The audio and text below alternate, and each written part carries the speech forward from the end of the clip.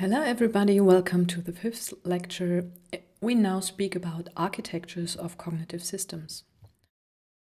When we work with cognitive systems, we have two main aspects, one of which is that we have so-called models and that we have architectures.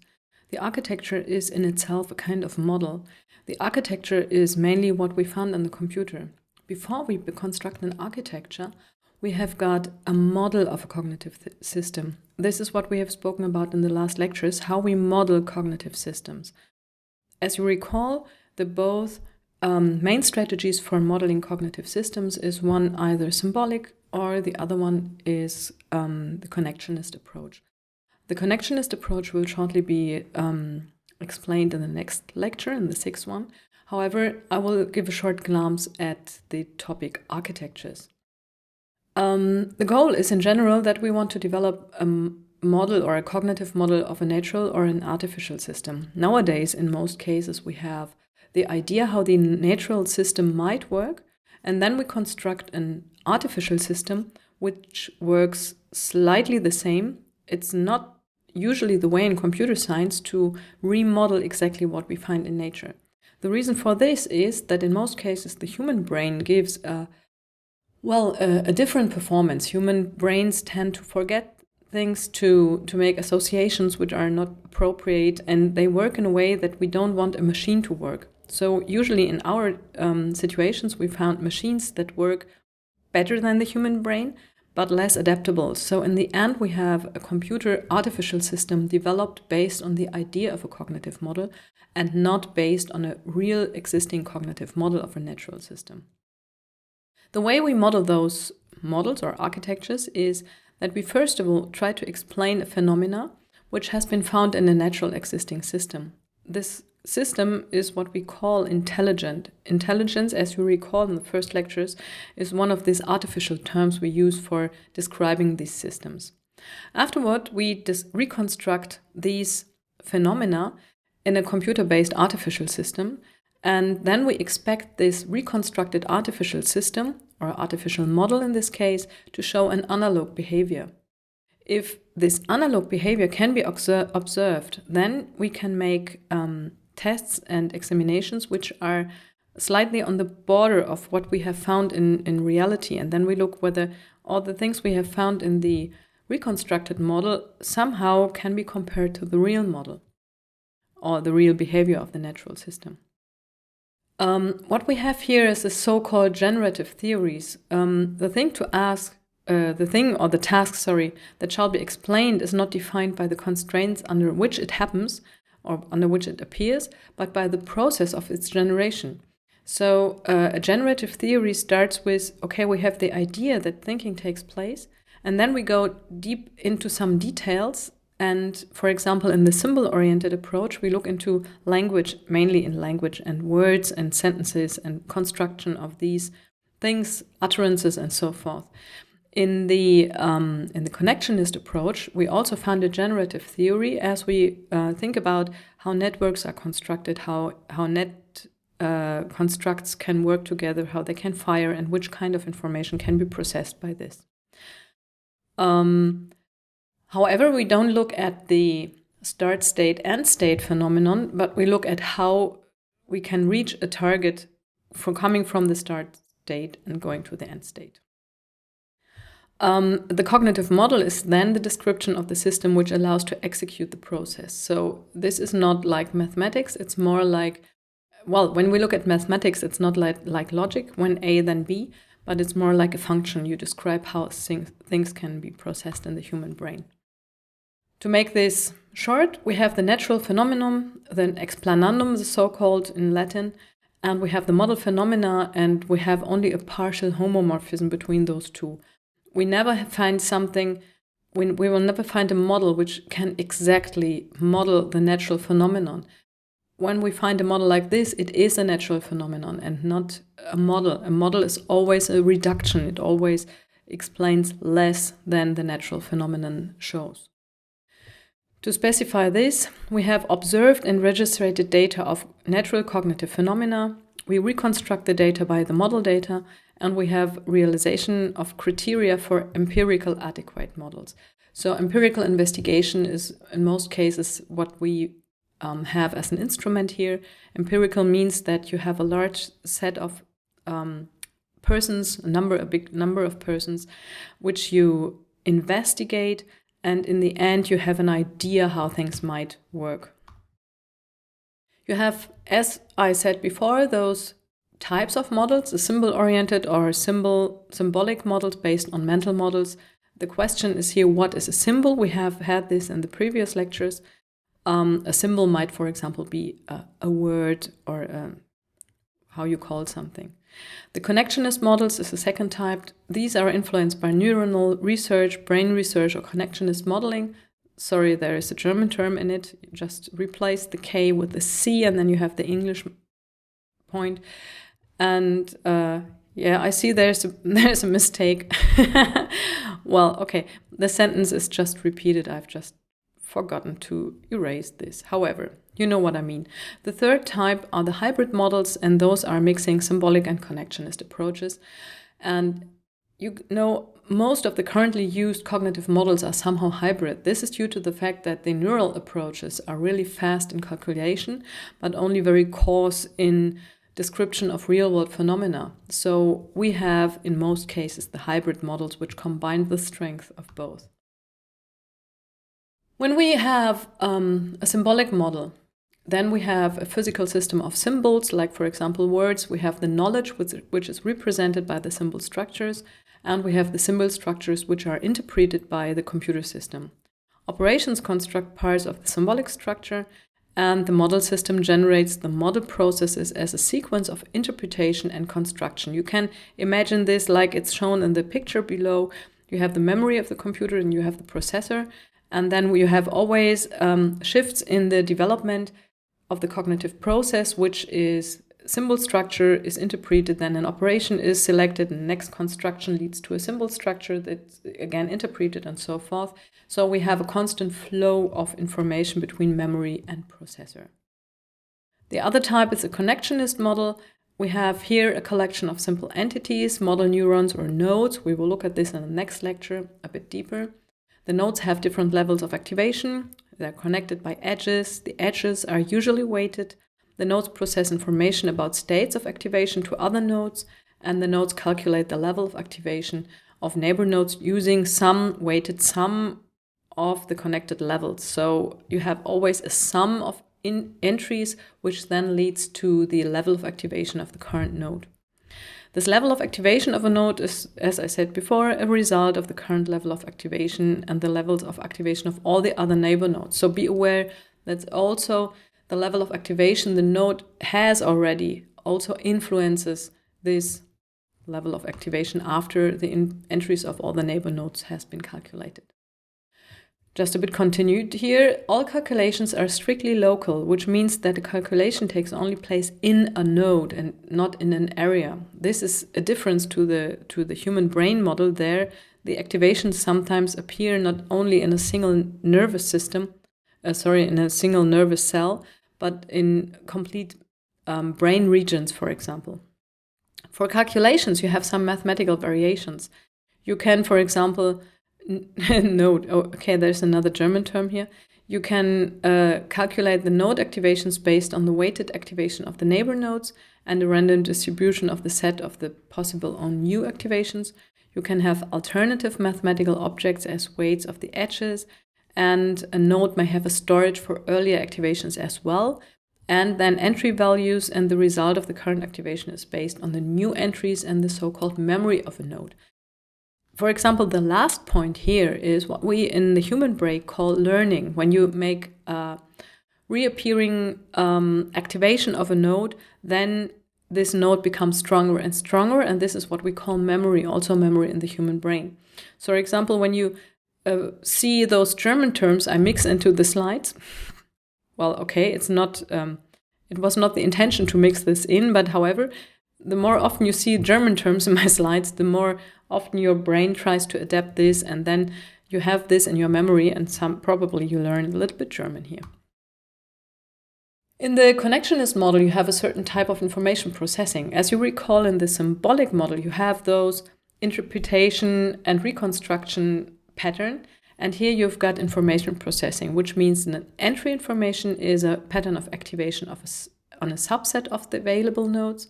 When you have some connections and some intensity of the connection, it's also another mathematical construct, then you have a pattern of activation in the model, and this is changing over time. The result of the information processing is another activation pattern, and we usually also find another subset of nodes in this region. This again maps really strongly the activation of the brain areas, which means that in each point of time when you make an investigation on the EEG, this encephalograph, then you find different areas which are activated, and you have different patterns of activation depending on what you're currently thinking. The alternative might be, in a model perspective, that the system reaches a stable state, there are no new activations which occur, and the processing of information is more or less finished. We continue this for a bit. The pattern of the intensities of the activation represent the current knowledge of the system. So when you make a cut in the information processing, you can see which intensities are observable in the neural network, and these intensities represent the current state of knowledge in the network. Learning systems can change these intensities, especially the intensities of their connection. This is again brain research. When you are learning, not only the nodes are strengthened, but also the connection between nodes. So when you recall something, a certain situation or something, there are also other brain areas active, which means that you might recall a certain smell, you might recall a certain thing taking place, some people involved, and so forth. Usually the human brain is so adapted to bad information that when you have made a bad experience, this is really intense in the connection and in the nodes. It's a way to work with the brain, to train your brain to focus on the good stuff in life, and then to strengthen the entities, the connections, and the nodes of the good experiences in life. This is something which is psychological brain training. However, in the artificial system, we also try to provide some learning aspects there, and then we find two ways. For example, there are so many ways of neural networks to learn. But the simplest two are backpropagation and the Hap's learning rule. Backpropagation means that after the information processing, the correct patterns of activations are compared to the generated patterns of activation. Usually the problem is that the neural network learns, but you never know as the one who steers the experiment, you will never know in the end what is learned by the system. And so to make sure that the system has learned the correct activation patterns, you make this backpropagation. You show the network what should have been learned and try to adapt the pattern of the net. Sometimes the intensities of the weights and the connections must be adapted to provide for the correct learning. Another learning rule for the computer networks are the Hap's learning rules. There are two nodes which are activated at the same time. They get an intense connection and will very likely fire together. In most neural networks, you have several of those learning ideas connected in the network. For example, backpropagation and Hap's learning are part of most networks. A combination of those two approaches works in a way that we have a connectionist approach and a symbolic approach, and usually you work with the stochastic model and with two levels, which means that you have the symbolic entries, like for example words, and in some situations where you cannot decide, you put in the neural network. The symbolical components will be connected to the subsymbolic system by means of numerical functions. So probably you must decide in the symbolic system, then you call the neural network or a Markov chain or something like this, and then you make a numerical interpretation of the results. Each symbolic model can be emulated by a connectionistic model, and vice versa. So it's very good to combine the both of them. The ACT-R system, which is nowadays also an old system, but it's still active, and it's one of the biggest systems. It's one of the biggest systems we find, is one of those combined approaches, and we will come back to this in the last lecture. Cognition in computer science means to reconstruct cognition, which means we try to reconstruct path which have been chosen when interacting with learning material. There we have something like concept maps or topic maps. Or we have something which is not the reconstructive cognition. Reconstruction means that we see how a learner decides, and then we try to reconstruct this as a model. The other way might be a generative cognition. This means that we want to develop new structures which we haven't found in the human brain or in the human interacting. And these new developments are not really, well, in the end, they are models how humans act. But in the end, they are computer models which try to use ideas which can be used to describe how human brains might act. The idea by this generative theories or generative cognition is not to remodel human decision making, but to model something new which leads to a computer which is more or less able to, well, let's say not really replace, but to imitate human behavior. Well, we have some cognitive architectures, and the goal of these architectures is to provide a so-called universal system of models. Psychologists have found out that in the human brain activity or in the human cognition, not only the brain is active, but there's also a very big amount of subset or sub-entry types like pre-processing in the visual system, pre-processing in the haptic system or in the smelling system. And so when we look at how human cognition works, we are very good in saying how how looking at a line, at a black line works, but we are not really sure how the interpretation that this might be a term or a part of a word, how this appears, how this is done in the human brain, we're not so sure yet. And so this universal system of models try to put all the models together and has the hope that in the end we have, as a bunch of cognitive models, we have something which acts like a human being, for example, or an intelligent being. Old examples are SAW, 3CAPS, EPIC, and ACT-R, and a task of these models have been to develop a generative knowledge model. However, we find some fundamental differences in the cognitive architectures. Some of them have different functionalities, like, for example, memory, knowledge, and knowledge representation. They have sometimes a different flow of control, and sometimes they have a different organization of elements and functions. Sometimes they have additional abilities, like, for example, learning or planning, and they have different capabilities. Sometimes they have different performances, and sometimes also the underlying methodological ideas are different. For example, when you come from psychology, you have a completely other idea about learning as in comparison for neuroscience, for example. In neuroscience, you look at the brain activity patterns. In psychology, you look at the reactions on the symbolic level, like what is the person uttering and not how is the activation structure in the human brain. We have different methodological domains, for example, for the application. When you use cognitive architectures to develop an e-learning system, you're in intelligent tutoring, for example. And on the other hand, you might want to make environment smart. You want the refrigerator to recall that the milk is empty. And then you try to give them some cognitive activation, which means that this fridge should be intelligent not really intelligent, but somehow able to work with some more resources than it's usually doing. You after then have different application domains, like, for example, investigation of biological systems in contrast to construction of artificial systems. When you want to make a model for investigation of a biological system, like, for example, a bird, intelligent bird behavior, you make a completely different model than when you want to develop a robot which can imitate a bird, or a robot for industry, whatever. So you have fundamental differences in all those cognitive architectures. One of those differences you have in memory, knowledge, and knowledge representation. And there you have, as mentioned before, the connectionist approach in contrast to the symbolic approach. You have declarative and procedural knowledge. You have the glass box in contrast to the black box approach. And you have the so-called consistency of knowledge. You have differences in homogeneous and heterogeneous storage of knowledge. You have difference in the size of the used or available memory or the storage, which means you have difference in long-term or short-term memory.